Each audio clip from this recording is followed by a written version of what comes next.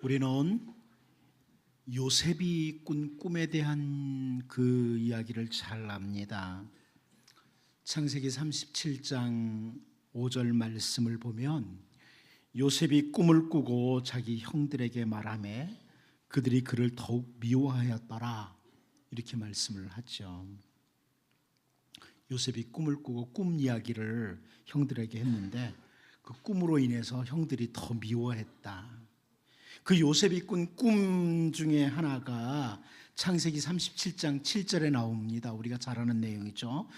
우리가 밭에서 곡식단을 묶더니 내 단은 일어서고 당신들의 단은 내 단을 둘러서서 절하더이다. 요셉이 꾼 꿈의 내용입니다. 이 꿈 이야기를 들은 형들이 요셉을 더 미워합니다. 아니, 그러면 우리가 너에게 절한단 말이야? 이런 거죠. 그런데 그 요셉의 꿈이 현실로 찾아온 것도 우리가 잘 압니다. 애굽에서 요셉이 총리가 되고 형들이 그 앞에 머리를 조아립니다. 꿈이 현실로 된 이야기. 선지자 예레미야가 예레미야 33장 10절 11절에서 이런 선포를 합니다.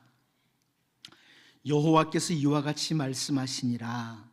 너희가 가리켜 말하기를 황폐하여 사람도 없고 짐승도 없다던 여기, 곧 황폐하여 사람도 없고 주민도 없고 짐승도 없던 유다 성읍들과 예루살렘 거리에서 즐거워하는 소리, 기뻐하는 소리, 신랑의 소리, 신부의 소리와 및 만군의 여호와께 감사하라. 여호와는 선하시니 그 인자하심이 영원하다 하는 소리와 여호와의 성전에 감사제를 드리는 자들의 소리가 다시 들리리니 이는 내가 이 땅에 포로를 돌려보내어 지난 날처럼 되게 할 것임이라. 여호와의 말씀이라. 무슨 말씀입니까? 바벨론 포로지에 끌려가 있던 이스라엘 백성들에게 선지자 예레미야의 이 예언, 이 꿈만 같은 선포입니다. 그 황폐하고 사람도 없고 짐승도 없던 그 유다 성읍과 예루살렘에 다시 사람들의 소리가 들린다. 즐거워하는 소리, 기뻐하는 소리, 신랑의 소리, 신부의 소리, 하나님께 감사하다, 하나님 선하시다, 이런 소리, 여호와의 성전에서 감사의 제사를 드리는 소리, 이 소리가 다시 들리게 될 것이다. 이런 선포입니다. 선지자 예레미야의 이 예언은요, 꿈만 같은 선포였어요. 아니, 이 완전히 황폐해진 예루살렘과 유다 성읍이 다시 즐거워하는 성읍이 된다고? 포로지에 있던 백성들에게는 꿈만 같죠. 그런데 이 선지자 예레미야의 예언은 꿈만 같았는데 현실로 찾아왔습니다. 그래서 시편 126편 1절 말씀을 보면 여호와께서 시온의 포로를 돌려보내실 때 우리는 꿈꾸는 것 같았도다 그럽니다. 꿈꾸는 것만 같았다. 도무지 불가능한 현실이 눈앞으로 다가왔을 때 꿈꾸는 것 같았다. 꿈만 같은 현실. 여러분, 하나님의 백성들에게는 꿈만 같은 일이 현실로 찾아옵니다. 선지자 이사야를 통해서 이사야 9장 2절에서 이렇게 선포했습니다. 흑암에 행하던 백성이 큰 빛을 보고 사망의 그늘진 땅에 거주하던 자에게 빛이 비추도다. 꿈 같은 이야기입니다. 그런데 예수 그리스도로 말미암아, 우리 주님 예수 그리스도로 말미암아 이 말씀이 현실이 됐어요. 죄로 말미암아 흑암의 권세 아래 눌려있던 우리들, 사망의 그늘진 땅에 거했던 우리들이 하나님 나라 백성이 되었습니다. 예수 그리스도로 말미암아. 죄로 말미암아 도무지 벗어날 수 없었던 우리들이, 죄와 사망의 그늘 아래 있었던 우리들이 예수 그리스도로 말미암아 꿈과 같았던 것이 현실이 되었어요. 선지자 이사야의 메시지가. 우리는 이 땅에 살면서 잠시 머물지만 하나님 나라를 꿈꿉니다. 그런데 장차 하나님 나라를 바라보는 꿈이 우리에게 현실로 다가올 것입니다. 우리는 이 열왕기하 4장을 계속 살펴보면서요, 선지자 엘리사를 향해서 세심한 배려와 함께 섬겼던 수넴의 한 존귀한 여인에게 선지자 엘리사가 했던 말을 기억합니다. 내가 너를 위하여 무엇을 하랴? 왕에게나 사령관에게 무슨 구할 것이 있느냐? 이 수넴에 있던 존귀한 여인이 선지자 엘리사에게 세심한 배려로 이게 섬겨주는 것을 보면서 내가 이거 뭘로 너에게 갚을까 하면서 내가 뭘 해줄까? 이 땅에 있는 왕에게 혹은 사령관에게, 군대 사령관에게 뭐 내가 좀 구할 것 있느냐? 이렇게 물어봤습니다.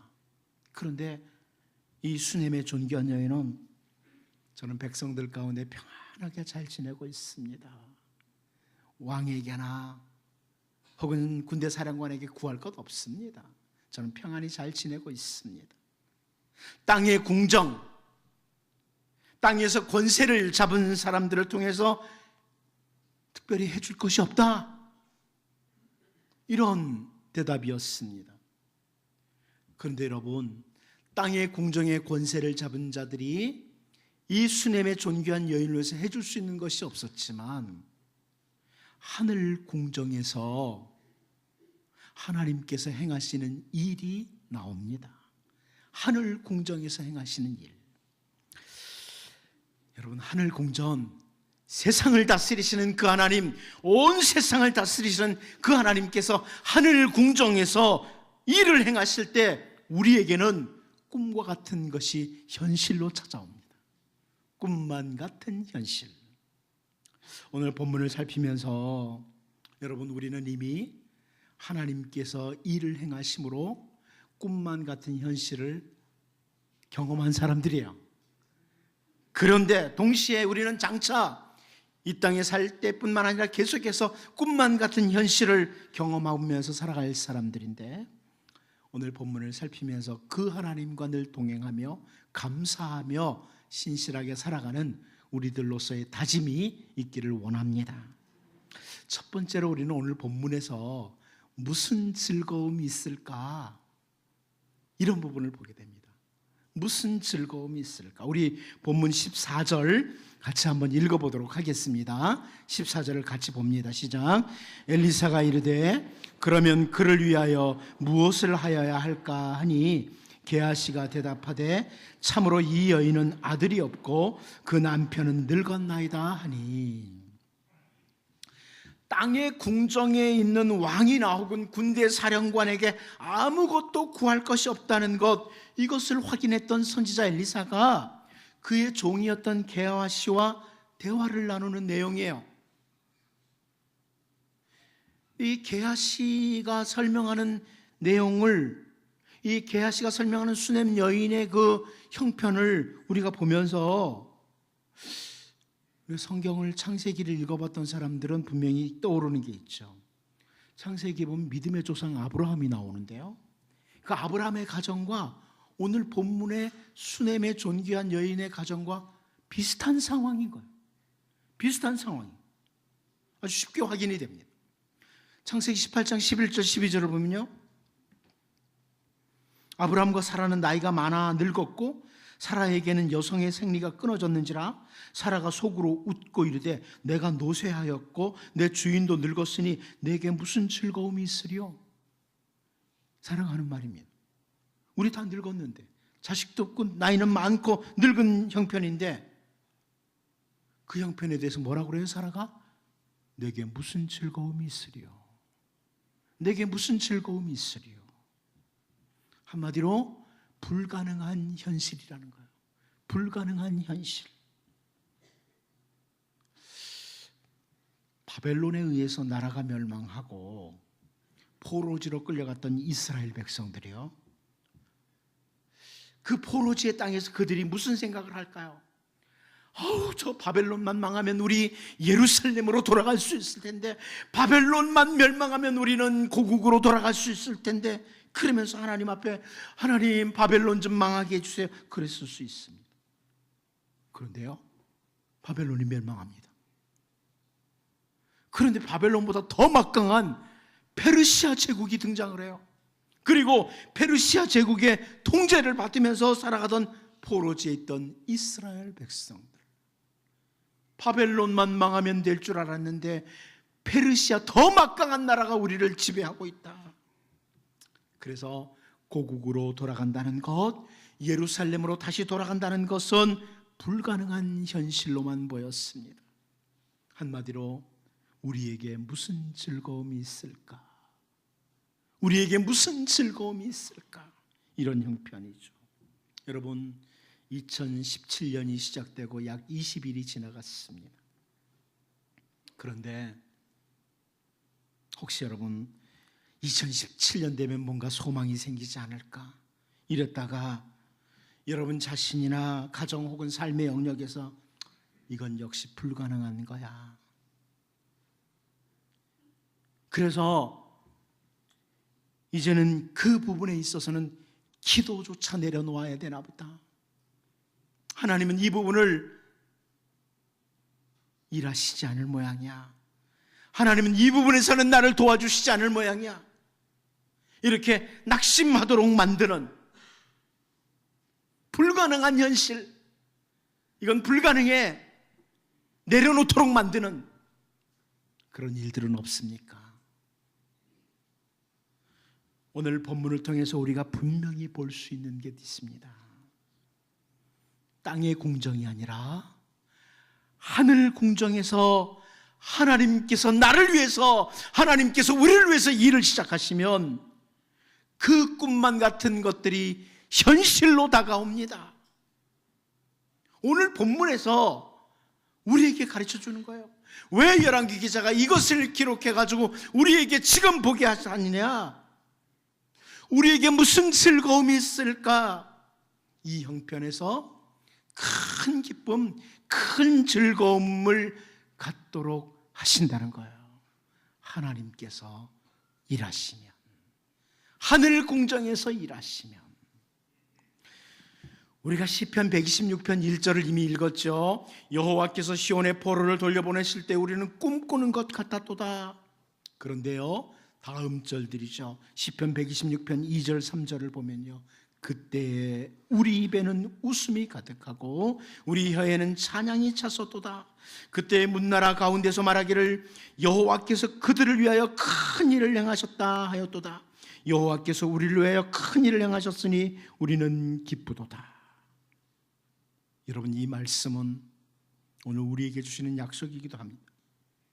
하늘 궁정에서 세상을 다스리시는 하나님, 그 하나님께서 즐거움이 도무지 찾아올 수 없는 우리의 현실을 위해서 일을 시작하시면 우리는 마치 꿈꾸는 것과 같고요, 꿈만 같은 현실이 되고요, 기쁨의 찬양으로 가득 차게 됩니다.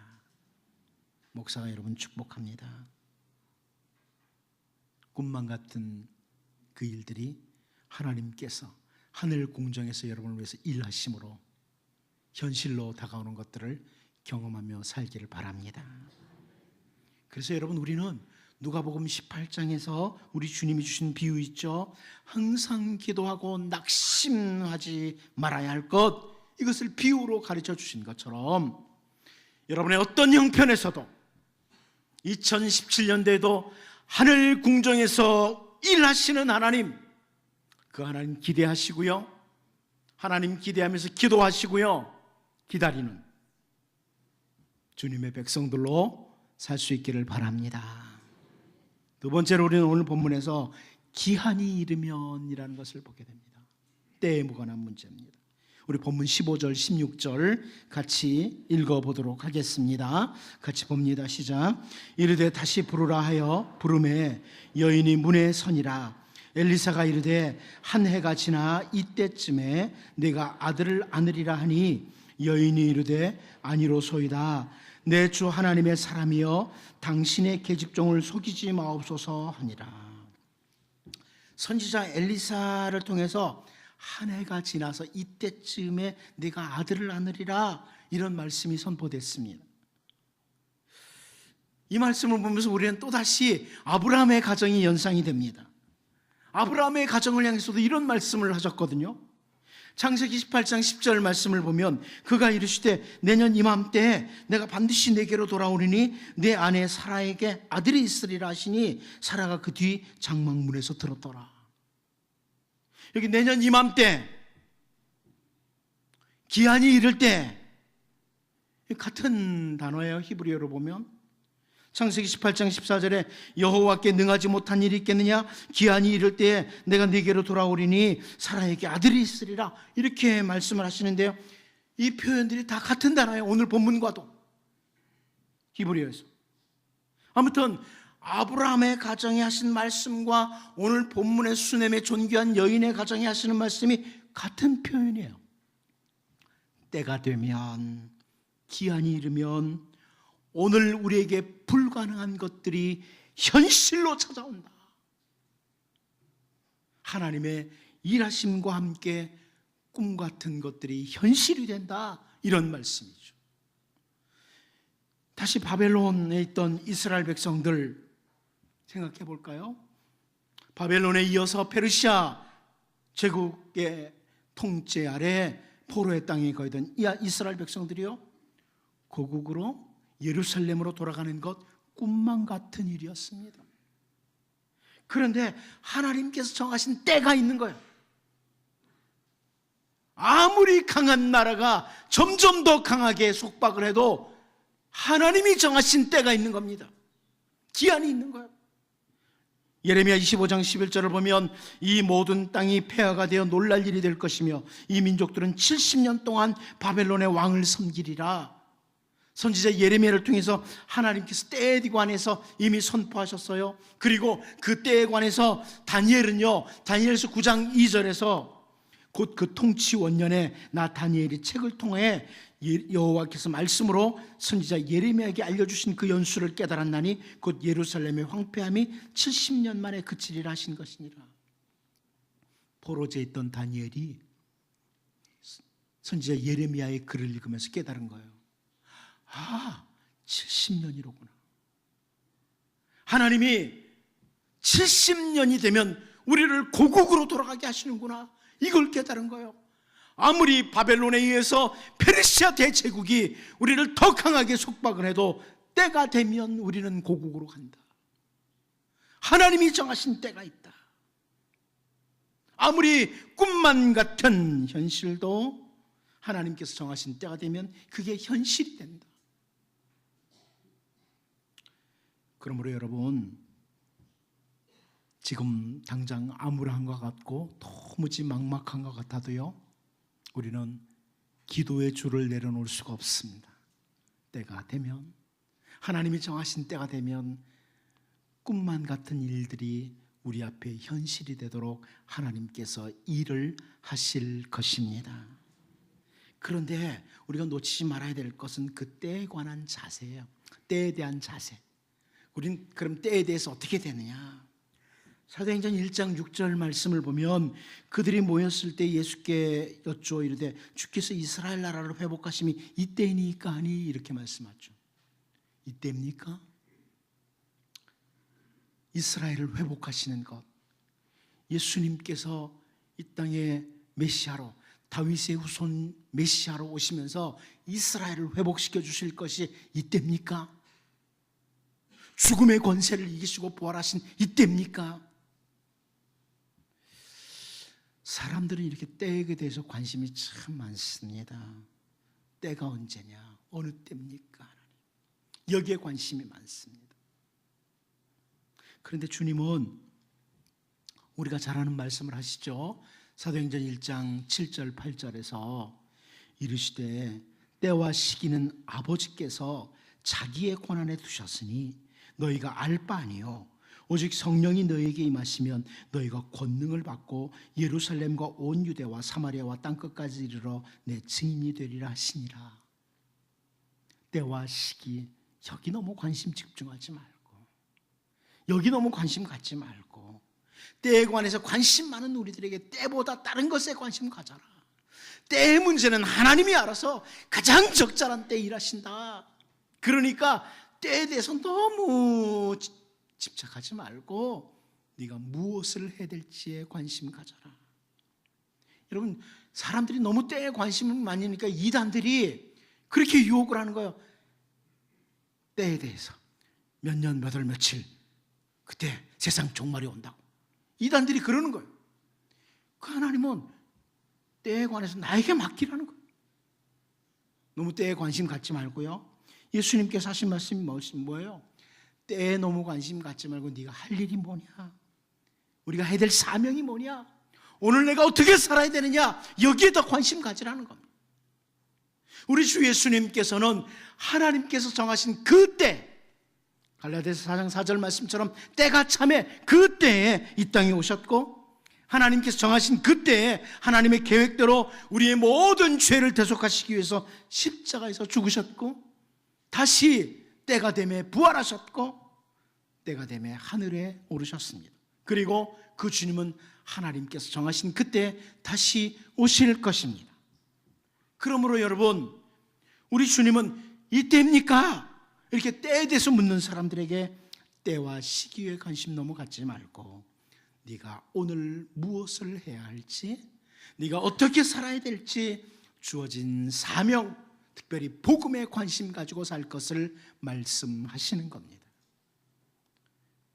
바벨론의 포로로 끌려가 있던 이스라엘 백성들에게 언약의 땅, 약속의 땅으로 돌아가는 것은요, 꿈만 같은 일이었습니다. 그런데 하나님께서 정하신 때가 되니까 그 꿈만 같은 일들이 현실이 되었습니다.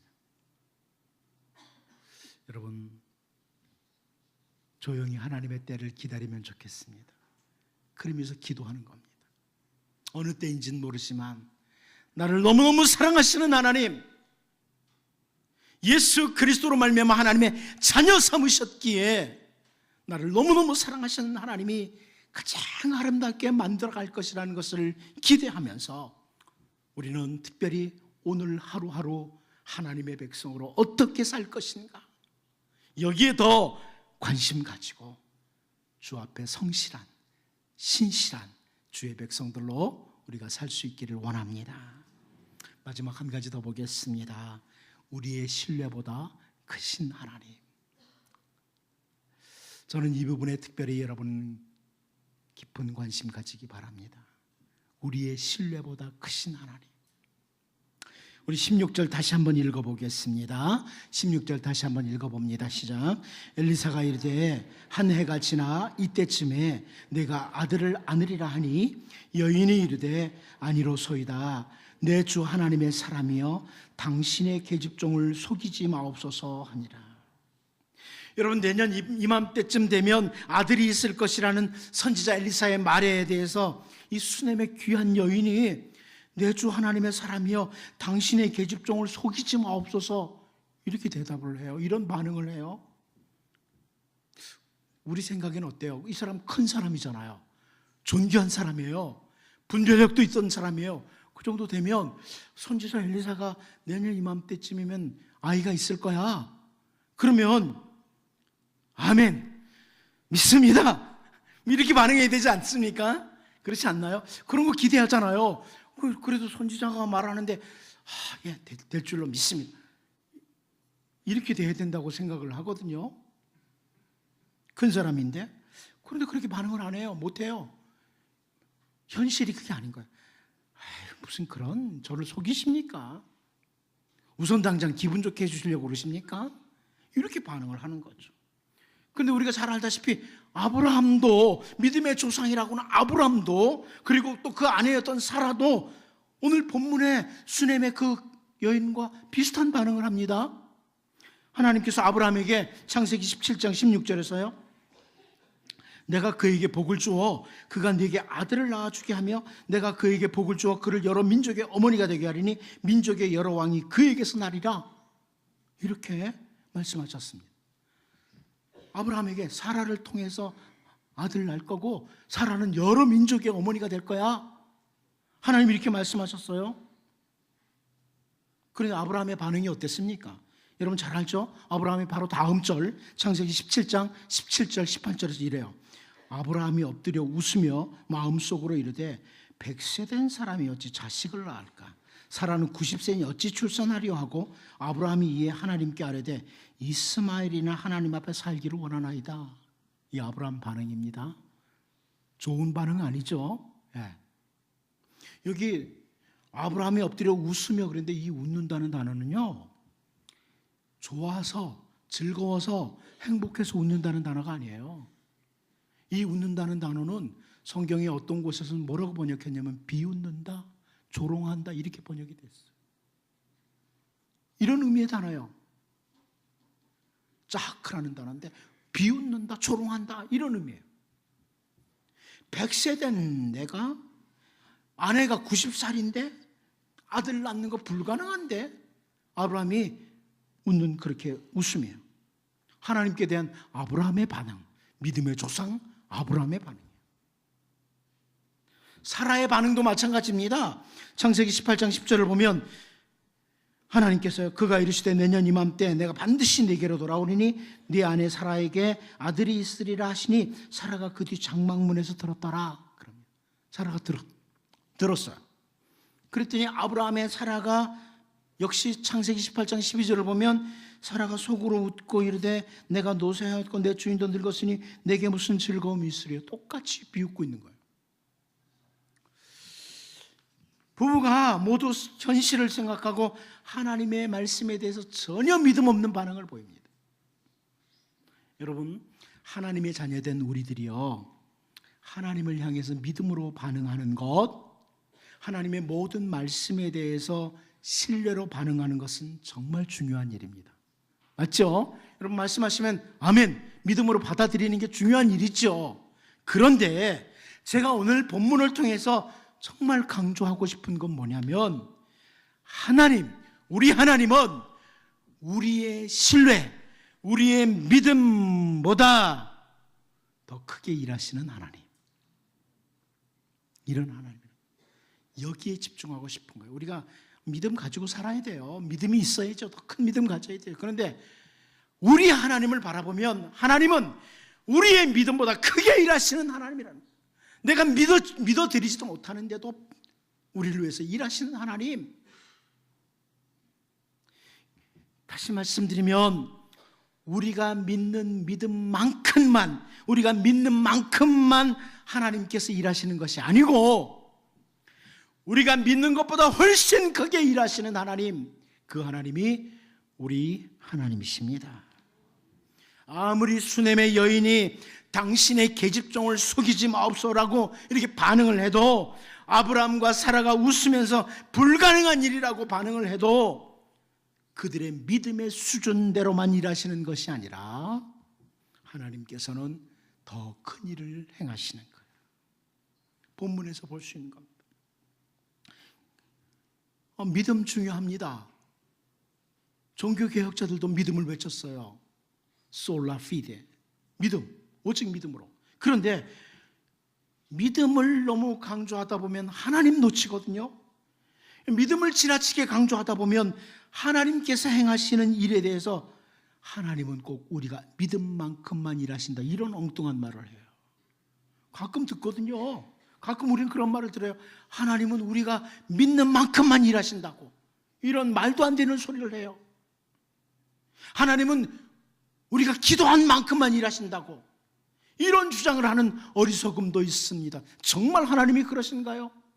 우리가 믿는 만큼만, 우리가 기도하는 만큼만 하시나요? 제가 지금 믿음과 기도를 무시하는 게 아니에요. 믿음이 있어야 되고 기도해야 돼요. 그런데 우리의 믿음만큼만, 우리가 기도하는 만큼만 하나님이 일하시나요? 아니라는 거예요. 다른 예로 우리가 세상에 사는 동안에 말 잘해야 되죠. 하나님의 백성은 말 잘하고 살아야 돼요. 근데 이걸 너무 지나치게 강조하는 사람들이 가끔 나타나요. 신문에도 보면 하나님은 말 잘하는 사람 말한 대로 해준다고, 이걸 주장하는 사람들이 있어요. 그래서 긍정적인, 적극적인 말을 해야 된다, 이렇게 말해요. 말 잘해야 되는 거 필요해요. 이 사람들이 성경적인 근거까지 되죠. 민수기 18장 28절을 돼요. 민수기 14장 28절을 보면 그들에게 이르기를 여호와의 말씀에 내 삶을 두고 맹세하노라. 너희 말이 내 귀에 들린 대로 내가 너희에게 행하리니. 너희들이 말하는 건 내 귀에 들리는 대로 내가 그대로 행하겠다. 하나님이 그러신다는 거죠. 여러분, 그런데 우리가 성경을 해석하고 성경을 적용할 때는 정확히 보고 이게 특별한 경우에 다 적용시키면 안 되는 거죠. 특별한 상황을 보편화시키면 안 되는 거예요. 특별한 상황을 보편화시키면 성경 해석에 심각한 문제가 있는 거예요. 특별한 상황, 여기 이 사건은 가데스 바네아 사건이에요. 계속 하나님을 불신하던 가데스 바네아 사건이에요. 그래서 그래? 너희들이 다 저 약속의 땅에 못 들어간다고? 그래, 그 들린 대로 해줄게. 그러면 너희 출애굽 있어든 들어가지 마. 이렇게 말하는 거죠. 이건 특별한 상황이에요. 성경의 특별한 상황을 보편화시키는 사람들이 많아요. 그러면 그 사람은 어떻게 되냐면 물 위로 걸어야 돼요. 바닷물. 그 특별한 상황 그대로 적용해야 돼요. 그런 건 아닙니다. 물론 그리스도인들이 긍정적인 말을 하고 적극적인 말을 해야 되지만 하나님이 우리가 말한 대로만 일하시는 분이 아니라는 말씀입니다. 우리가 믿는 만큼만, 우리가 기도하는 만큼만, 우리가 말한 대로만 일하시는 분이 아니시다.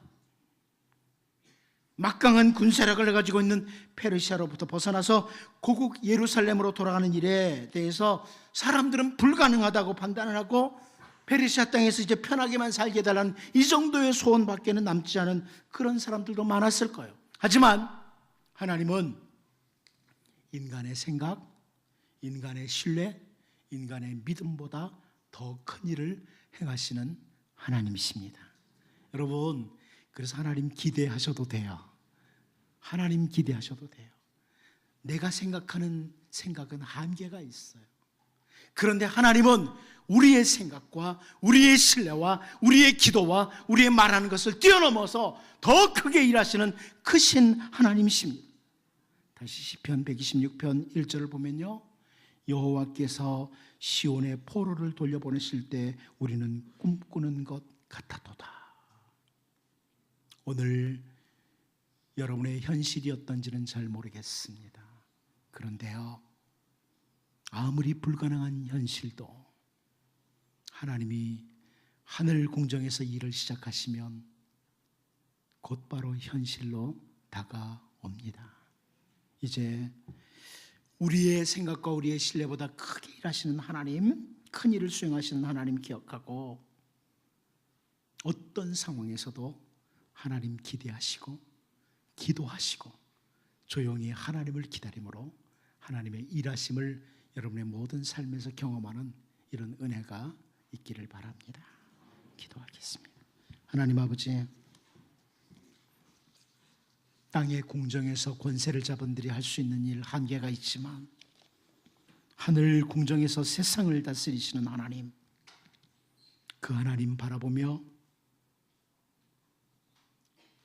하나님께 기대를 가지고 기도하며 기다리게 하시고, 특별히 하나님 때와 시기는 하나님께 맡기고 오늘 내가 어떻게 살아야 되는지, 하나님의 자녀로 어떻게 살아야 되는지에 더 관심 갖게 하시고, 우리의 생각보다 우리의 믿음보다 우리의 기도보다 훨씬 더 크신 하나님, 그 하나님 바라보면서 이 땅에 사는 동안에 하나님의 일하심을 날마다 경험하며 감사하며 찬양하며 살게 하여 주옵소서. 예수님의 이름으로 기도하옵나이다.